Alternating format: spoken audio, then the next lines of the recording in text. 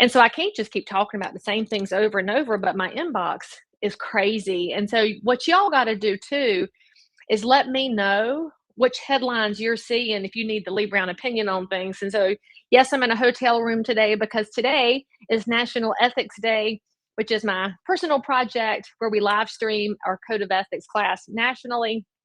And I should just point out something because as I look at Ethics Day, I'm still very annoyed that we have this national attention on a squabble inside our profession, which is hurting the everyday realtor who's just trying to help people in their community buy and sell houses. And when we look at the 17 articles of the Code of Ethics, and yes, the realtors were the first ones to put together a code of ethics. The fact that Compass has filed on Zillow in 26 states, that's not how the Code of Ethics is supposed to work. It wasn't meant to be weaponized. And then I got to be thinking, if one state finds against Zillow and one doesn't, what is the precedent that's being set, y'all? I mean, it's a hot mess. And ethics was designed that we in real estate could self-police to make sure that we're doing the best thing possible for professionalism and for the consumers that we serve. I just don't think filing in 26 states is the best thing for the consumer.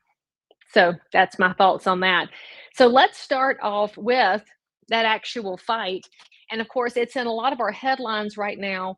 And I'm highly entertained, not going to lie, because Compass has come up with data that says if you list your house with them and nobody knows except for Compass agents, what we call an exclusive listing, we used to call a pocket listing.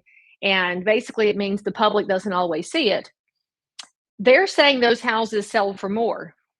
Zillow says, nuh-uh, that's not how it works. So they both came up with their own data. Now, it hasn't been verified by third parties what Compass is coming up with because, of course not. They have an incentive at play here. And that's the thing about a public squabble over our real estate data, over how listings are exposed to the public, and how an agent, an individual, is going to serve the person who selected them. And it doesn't make sense to me the way it's being handled right now. And I'm going to show you why, because this article over in Inman had the most telling, truthful thing ever in it, which, you can't always say that about Inman. So kudos to whoever wrote this. Y'all look at what it says. Says neither company is wrong about the other's incentives. Yes, because Zillow's incentive is to make money for their shareholders. That's no great big surprise. They are big money. They are a corporation. They do not give two rips about you premier agents who funnel them money. They do not care about the end result to the buyer or seller. They care about their shareholders. There is no emotion at Zillow. Come on now. And Compass, they are not doing this for the privacy of their sellers and to give them options. No, Compass does this to attract agents and to give themselves a market advantage. It's not rocket science. It just is what it is because Compass is gigantical and they are driven by what? Oh, yes, money. This right here, this squabble between Zillow and Compass over listings and over where they appear, everything is about money, y'all. It's not about the best interest of the consumer. So if you really want to get down to it, I mean, yay for the truthful article here that kind of sneaks it in. Real estate at its core, when you have the best agents working for buyers and sellers, is about the best interest of those buyers and sellers. It is fulfilling what the real estate commission grants to each of us when they grant us a pocket card and a license, and that is the public trust. And I think that right now, the public trust is being undermined by this squabble because people are not stupid. The average consumer might not be paying attention to all of this, but they can see that it's about money. And y'all, nobody wants to be controlled by money. Nobody wants to have all the decisions made strictly with money at the core. You want to know why so many of us despise Anthony Fauci? It's because the decisions he made had nothing to do with the people that were being impacted and everything to do with his ego and his pocketbook. I'm not wrong about that. And I think it's gross and it's terrible. And These are Hague kind of crimes, but anyway, that's not our real estate angle for today. So, considering this public debate that's going on, let's bleed over into Saul Klein's article, which Saul is so smart. And if you're not reading whatever he writes, I highly suggest it, even just to skim it. But he wrote a great article here and talks about the AI debate asking the wrong question. So you might be thinking, but what is the question? Some of you like AI, some of you hate AI, some of you are like me and you're kind of holding AI at arm's length. In fact, when I sent out the email to remind people about this particular live stream, somebody thought I had sent it using AI because we made a mistake in the CRM field and the name didn't fill in and it says first name. And I mean, that just happens, right? That's human error. And I'm delighted actually to have human error because it's proof that not everything has to be AI. But anyway, what Saul's talking about here is that when we look at AI, many of us, including me, have said, you know what, we're squabbling about MLS data. And if Mary and Bob put their house on the market, if I, as an agent, put it into a system, whether it's the multiple listing service where everybody sees it, or into my company's exclusive listing bucket, which with 9 agents wouldn't be a whole lot of exposure, just saying. But if I did that, isn't it possible that AI can just scrape everything and put it out into the public anyway? Well, what Saul's talking about here is that it's not necessarily about AI scraping the data. It's who owns it, where does it go, and what exactly are we doing? And I've got a bigger point to make about this. So just hang tight with me for a second. And by the way, please hit me in the comments if you have opinions about the MLS and about AI and what's happening with our data. But at the core of it, an agent, an individual agent, me, a license holder in North and South Carolina, when somebody chooses me and I put their house into the multiple listing service so that my colleague agents can find it, so that they can tell their buyers about it, because that is what the MLS is for. The MLS was not designed to be the way that I stick a house on the market and it goes to 300 websites. That syndication thing is the ladder adjustment in real estate, y'all. It was designed at its core so that one agent could talk to another agent through the data so that a buyer could find their dream house and a seller could sell this lovely asset to someone else. When I put that house in the system, I'm responsible for the data. So, yes, garbage in, garbage out. If I'm paying attention and I put the right information in, it helps my seller, it helps buyers. If I put bad information into the system, it can also hurt people. Those of us that are active in real estate have known this for years. So, when you get to the core of this conversation about data and beyond exclusive listing or full public exposure, the data is the argument. And so who owns it? Does the seller of the house own it because it's their house? Well, they didn't put it in the system. Am I the owner of the data as the listing agent? I'm responsible for it. Is it my brokerage? Because state law actually says the listing is with the brokerage, even though I, as the agent, put it into the system. You have 2 layers there. The websites that pick it up and run with it, are they responsible for any of it? I mean, for example, I have a listing that's closing soon, and the information in Zillow was dead wrong. As in, they had the taxes off by a whole decimal point. It was crazy what Zillow showed the property taxes to be. And I can't edit Zillow. My information was correct in the Canopy multiple listing service, but Zillow had it wrong. And I had to go through layer after layer after layer to finally talk to somebody at Zillow who said, yeah, we have a department that talks to the county. We'll go look at it. And they finally got it fixed. But my seller was in a panic the whole time because the data was wrong that I couldn't control from a system that was feeding out of the system where I put something in. So now you start realizing that the inputs do have impact when they show up as output somewhere else. But if I'm responsible and I can't touch it, what's going on here? So consider this. When AI is getting involved in it, all right, Zillow is using their tools to go take something and run with it. What is the consumer supposed to think? I mean, this is getting wild, and we're just at the front edge of how this is gonna play out. So when I mentioned to you that there's ownership questions about the data, there's questions about who pulls it in, I want you to consider this. You noticed this in the news this week. I hope y'all notice it. If you're active in real estate and you're not paying attention to this, you need to have your little alarm bells on. And this is the situation that each one of y'all has a realtor besties text thread. You've got like a half a dozen realtors you talk to.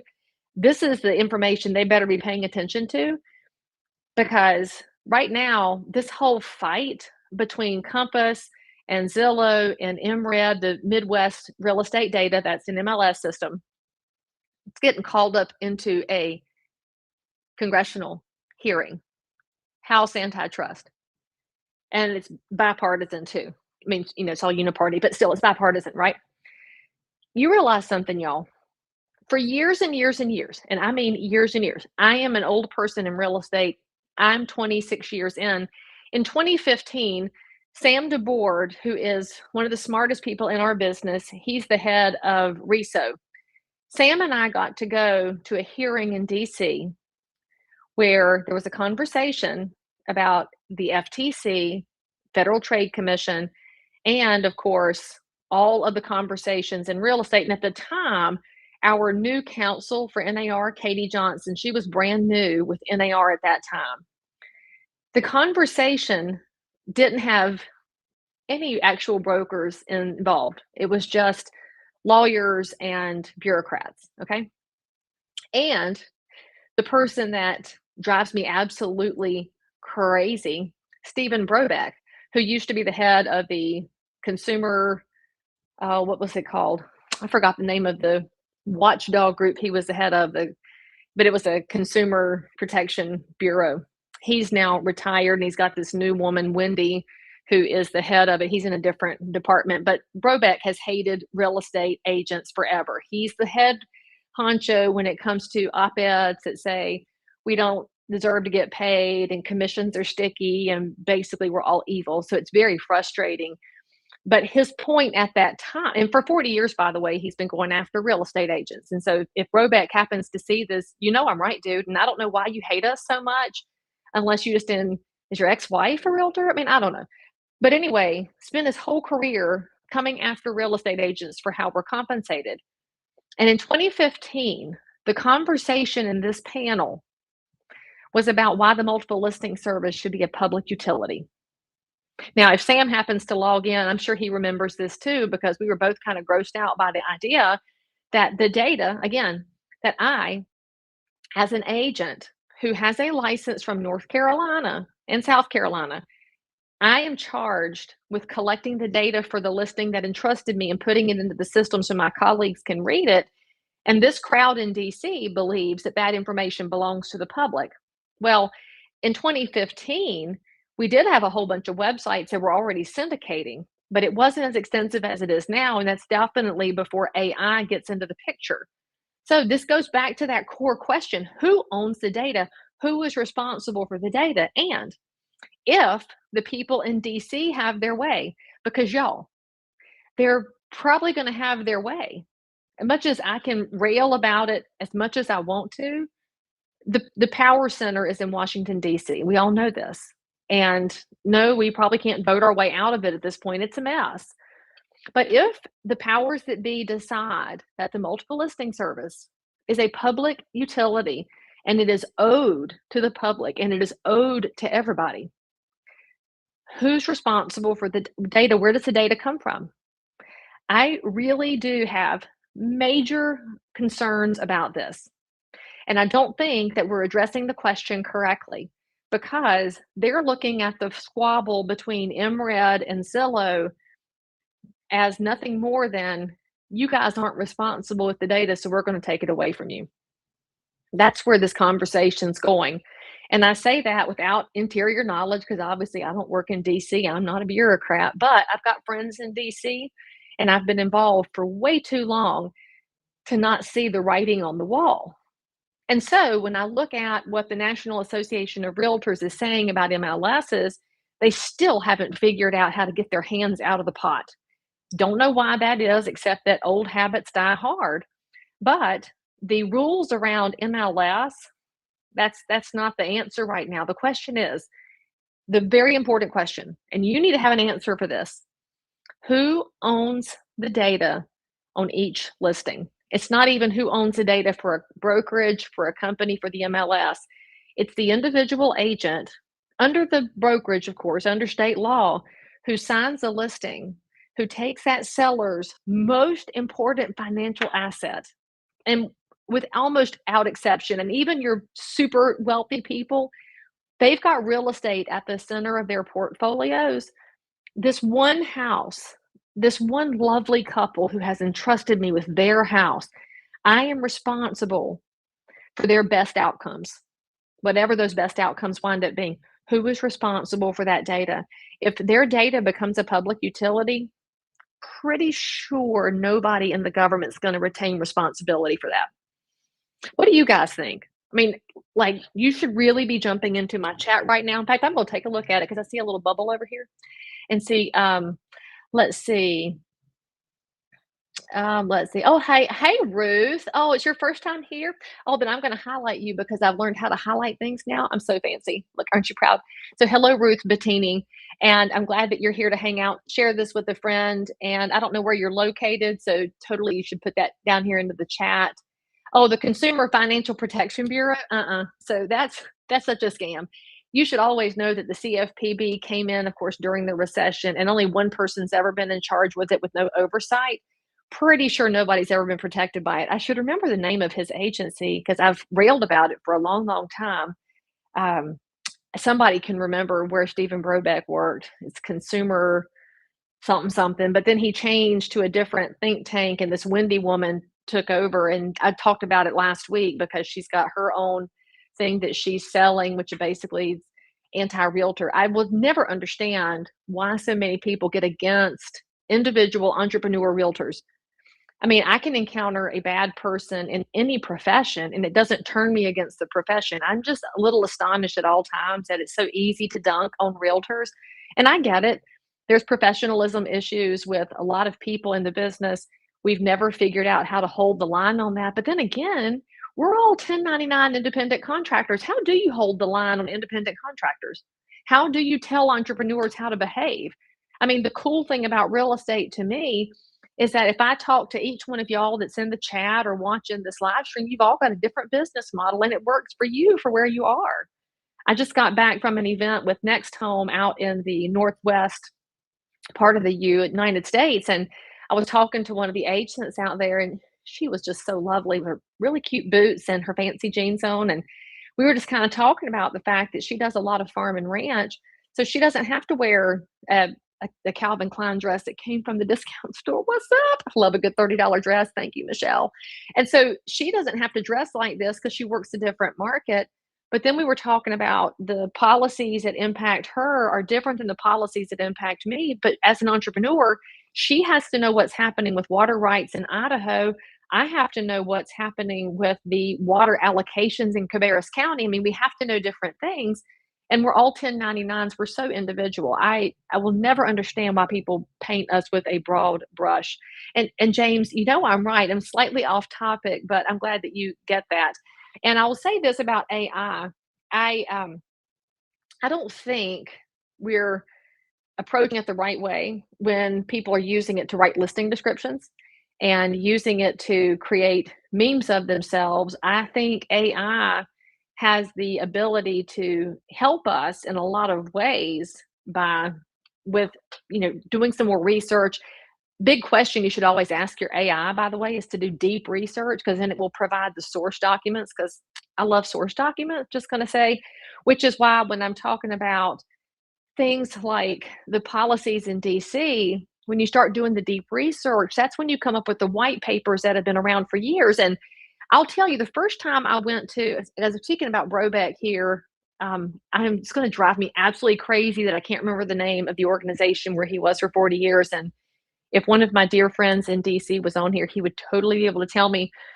But anyway, he wanted our model in the US to look like the Australian model of real estate. And I didn't really grasp that until the first time I went to Australia to speak. And I was speaking for Harcourts, which is a wonderful company out of Australia, and also Hooker, their biggest competitors. So two huge brands in Australia. And when I got there and found out that buyer agency is not a thing, I was just a little astonished because I'm thinking that if I move here, how do I find somebody to help me? And in general, it's just you have to drive around. And if you want to look at something, you have to call the listing agent. They have to let you in. I was like, this is so wildly inefficient. And they proclaim that it's cheaper. I don't know that it's any cheaper because my time has money and I value expertise. I will always pay for expertise. And that's just not available in their marketplace. But then you have people that are doing watchdog work here in the US that want us to have a more inefficient, less helpful marketplace. Again, I don't understand that at all. So back to that conversation on the watchdogs and what's happening in DC, I've really got to make sure you guys are up to speed because I'm finding a lot of agents and even a lot of good licensed appraisers are not fully educated on what's coming in November.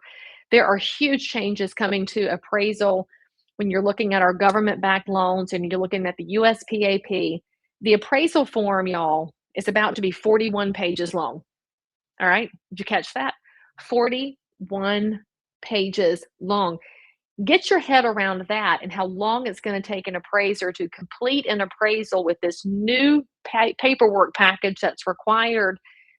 And your closing times, you're not going to have a 21-day closing unless it's cash, y'all. And 30 is going to be a stretch because as we are hearing from so many really established and reputable appraisers, there could be a lot of retirements coming in appraisal world because a lot of appraisers aren't going to put up with that foolishness.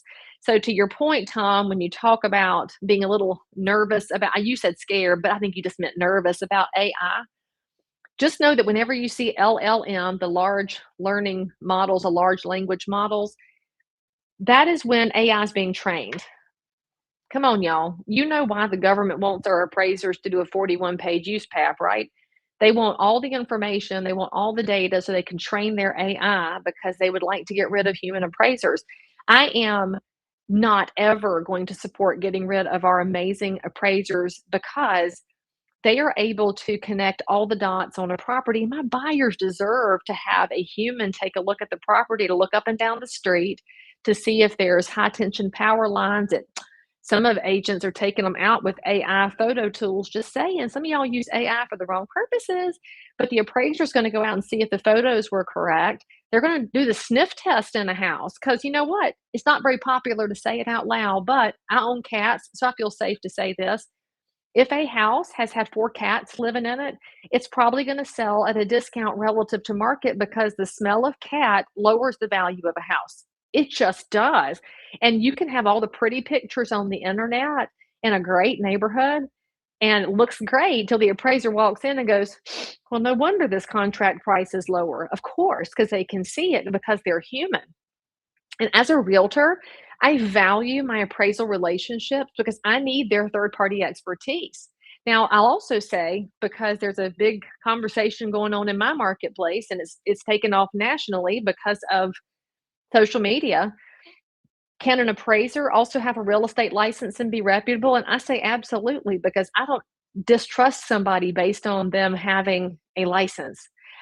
I think it's kind of crazy. And I kind of wish more realtors would stick up for your reputable appraisers and you would also talk to your associations because I'm really not hearing a lot from the National Association fighting for our appraisers right now. And they should have been fighting this change to that form because a 41-page form, that's onerous. I've got major concerns. Now, I am going to have on my podcast, which is called Real Talk with Lee Brown, I'm doing an episode with Peter Gallo. Peter is right here in my Charlotte market. He's been the chair of the National Appraisal Committee at the National Association of Realtors. He's so smart on appraisals. He's got decades of experience. So he's coming on the show to talk about what's changing. So if you want to know exactly what's changing, you and your appraisers and your besties, you'll want to be in touch with that particular episode. That's coming next week, I think. sometime in the first week of August, but I forget which day it is. So anyway, you're going to have to get up to speed on that because it's wildly, wildly important and not enough agents are talking about it.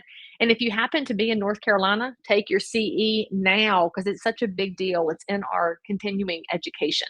Let me jump over here to the chat because I also have something I have to add. And look, there's Ruth telling us she's from Weston, Florida. And there's, oh, AI asking questions about condos. But yes, it can be wrong because that information is changing so quickly. Sonia, I totally agree that, okay, I'm gonna throw this on the screen. This is really important.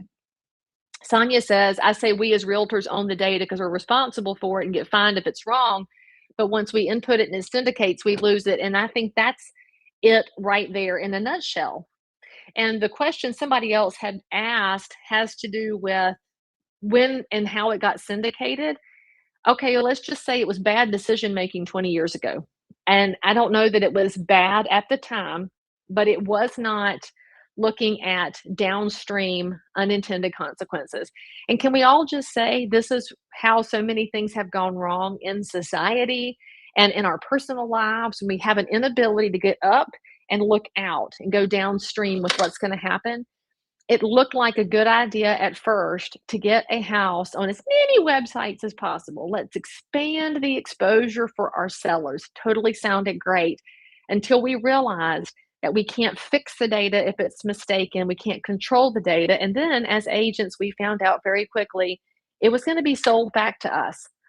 And as a listing agent, I know that house better than anybody. So should I be able to talk to a buyer about it? I should, because I want the buyer to get excited about it. And then, of course, once they get excited, I want to hook them up with their own agent so they can come over and I don't have to do dual agency, but that's my decision as a business model. I don't want my state to even tell me what I can and can't do there. But when a website took my listing and sold that buyer's information to some random agent down the street, they have no connection to my seller. So my seller was used to generate a buyer who got taken to another house. Very frustrating for sellers, and nobody's really adequately explained why that was for the best after all. And there's James, my friend in Michigan. For one of my recent listings, the winning offers mortgage purchase with 50 down. Hey, that's good. And the buyer got an appraisal waiver. You love when that happens. It does get you quicker to the closing table. As long as the buyer knows that when they've waived the appraisal, they've waived that third party verification. And I wish more agents, and I know you and I know how you operate, guarantee you told them, hey, here's the pros and cons. A lot of agents need to really embrace the pros and cons sides of things. Okay, so now, oh, hey, what's up, Libby? One of my dearest over there in Virginia. Oh, hang on. Who's bringing up flock cameras? Sonia. Okay, listen, I wrote about that on my Substack because I'm a deflocker. And if you don't have the deflock app on your phone, highly recommend that you get the deflock app because I am not willing to sacrifice my Fourth Amendment rights because some private company wants to own my data so they can sell it back. Huh. Anyway, my Substack is located at, it's called Bricks and Grit. Somebody asked me the other day why it's called that. And I said, because I'm a real estate agent and I like to think I have grit. And so, I eat them and I like to have them. So anyway, let me jump back over here because in mentioning HOAs and condos, I have to show y'all this. This is the craziest thing ever. And if you haven't seen it in the news, North Carolina has made the New York Post. Hey, what's up? Good job, us. Look at this headline, y'all. It's crazy. I saw it in Next Door, which, Next Door can be a dumpster fire, but it can be a wildly interesting one. North Carolina homeowners face HOA hike from $350 to $1,250 and a $10,000 assessment. Oh, that's not a lie. And so this is now, it's huge news. And here's what you have to understand from a real estate perspective. Now, if you're a consumer who has stumbled into my video feed over here, hey, what's up? Make sure you hit the comments and let all my realtor friends know there's normies over here. But this is why people hate HOAs right here, because in the HOA documents, and you have to read them, you really have to read them. And I do think this is a good use of AI. You could let AI read all the PDF and ask it some questions about what matters to you.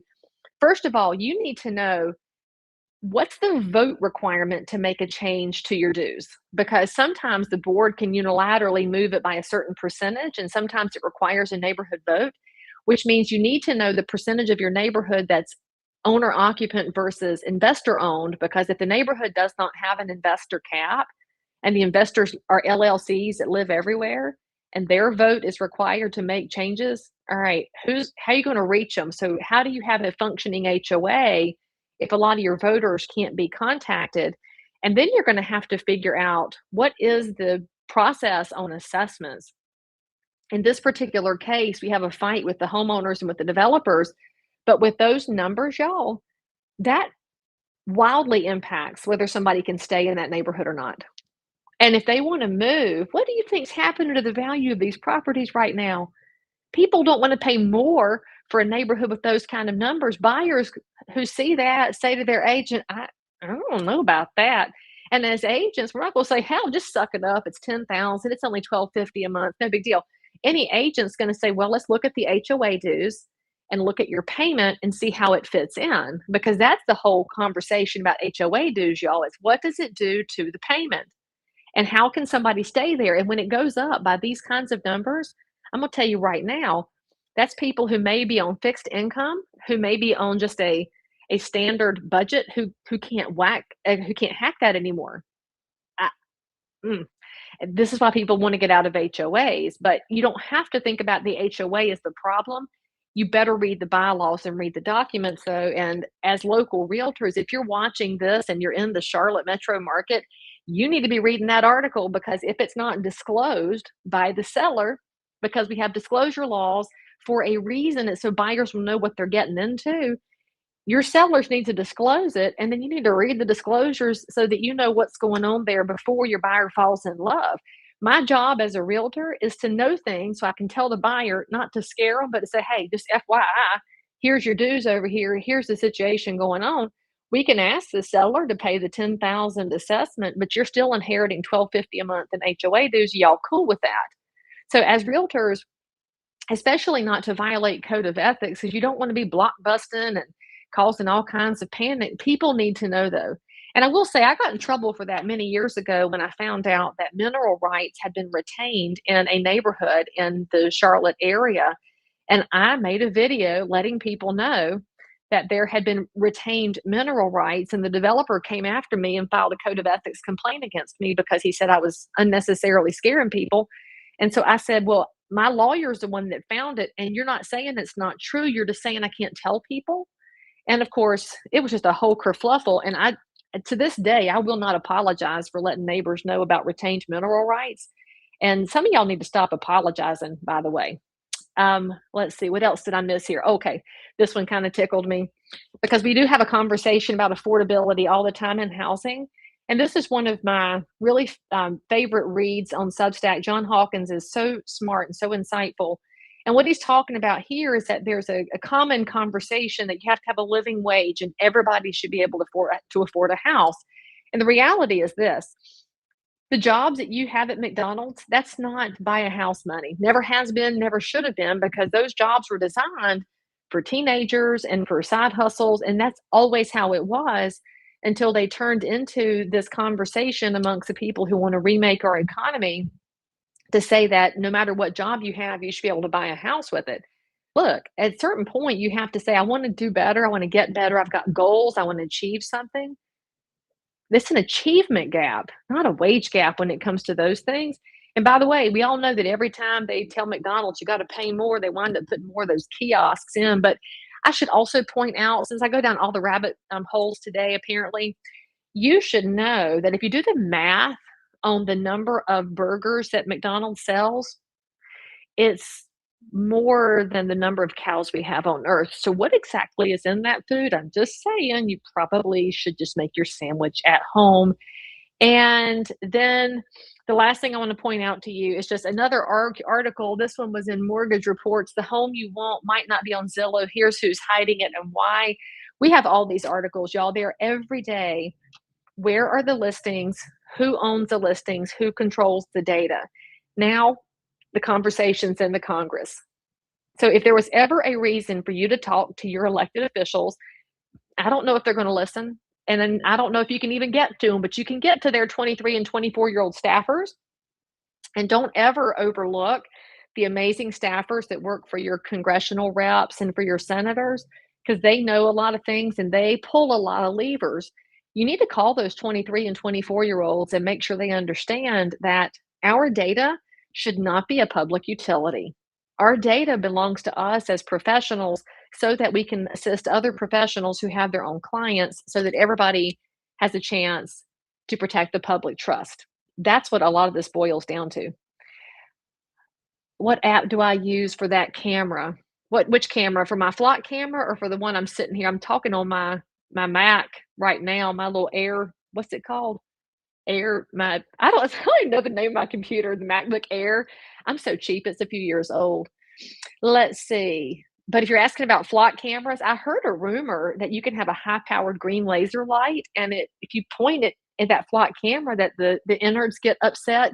I heard that. I don't know if it's true. Allegedly, that's the truth, and they're on sale often on Amazon. I'll just point that out. So let's see if there's anything I need to point out here. Yeah, so dual agency was not in my headlines today, but since I dropped it and James made a drop about it too, dual agency, if you are a member of the public who has come in here, that would be one agent, Lee Brown, working for the seller. So I listed the house, my sign's in the yard, and also working for you. You said, "Hey, Lee Brown, I want to buy your cute little house over here." And I said, "Well, come on, Pumpkin, let's go." And so I'm working for both of you.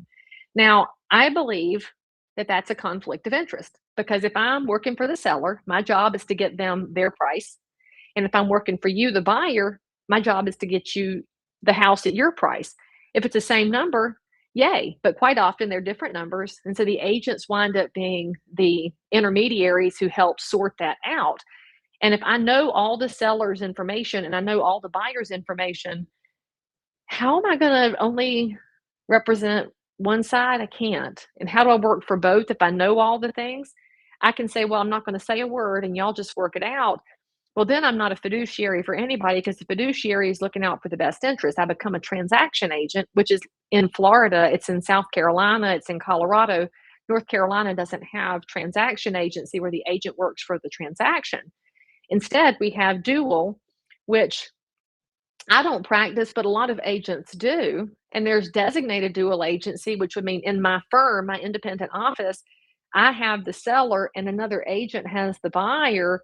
So we're in the same house, but we don't cross out of the rooms because I never saw their buyer, they never saw my seller. North Carolina allows that and says that's really two different people, two different fiduciary responsibilities. So North Carolina right now is debating if they're going to get rid of dual agency, so one agent working for both sides. And here's my stance on it. I don't practice it, but I don't want the state to take it away. I'm getting more and more libertarian the older I get. I don't want government intervention in how I run my business as an entrepreneur and how other people run their businesses. If they break the law, if they break ethics, they should pay the price for that. But there's a whole bunch of really great agents who are great at disclosure, and they happen to be the best agent for the buyer and also the best agent for the seller, and they're good at matching them up. So it's just a different conversation. And it's why if you are buying a house in North Carolina and you're moving from Kansas, it's important to make sure that your agent knows the difference and what's happening here and will explain it to you because your previous history might not be applicable to where you're buying. Okay, so let me just see if there's, oh, flock cameras. Okay, so you can recognize a flock camera because they're on poles, and generally the little placard says license plate read. Excuse me, license plate reader. But honey, it reads a whole lot more than the license plate. If you look at the number of data points it's collecting, it's the time and date stamps, it is who's in the car, it's all the characteristics of the car, the plates and the stickers and the dents and all the stuff. And so the question you have to ask yourself is this really just about catching porch pirates?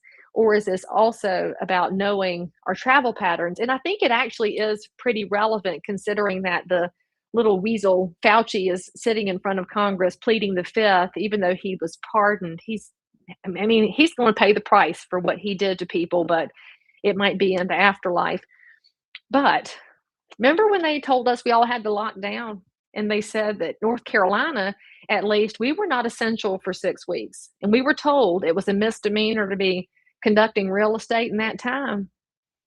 What do you think they would do with a lockdown now with flock cameras? They'll know when some of us totally ignored the state because we knew that was unconstitutional and a power grab. Some of us went ahead and conducted real estate because we had people that were homeless and needed to get into a house, and we knew how to conduct business safely. So yeah, go back and get me now for doing business in those 6 weeks when we had the one of the worst governors in the country at the time, not the time, just one of the worst governors in the country.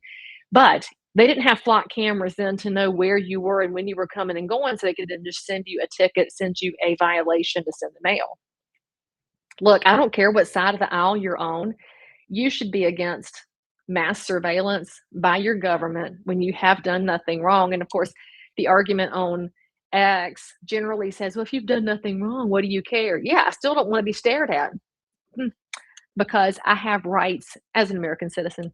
But anyway, you could go read about my opinions on that. Oh, actually, I should drop in one more thing since y'all haven't left yet. So, hello, what's up? Make sure you hit like on this and make me a comment so that YouTube knows this is a conversation you wanted to have. When it comes to flock cameras, all right, so take all of your personal beliefs about the Fourth Amendment out, take out all of your partisan beliefs, all right? So, neutralize the whole thing. Come back to it from a real estate perspective. All right. When I'm looking at flock cameras from a real estate perspective, knowing that when I drive into a community with a flock camera and a license plate reader sign, I am being recorded. And then I told my buyers, hey, meet me at this house that you want to see. It fits all your criteria. Is there a disclosure situation here?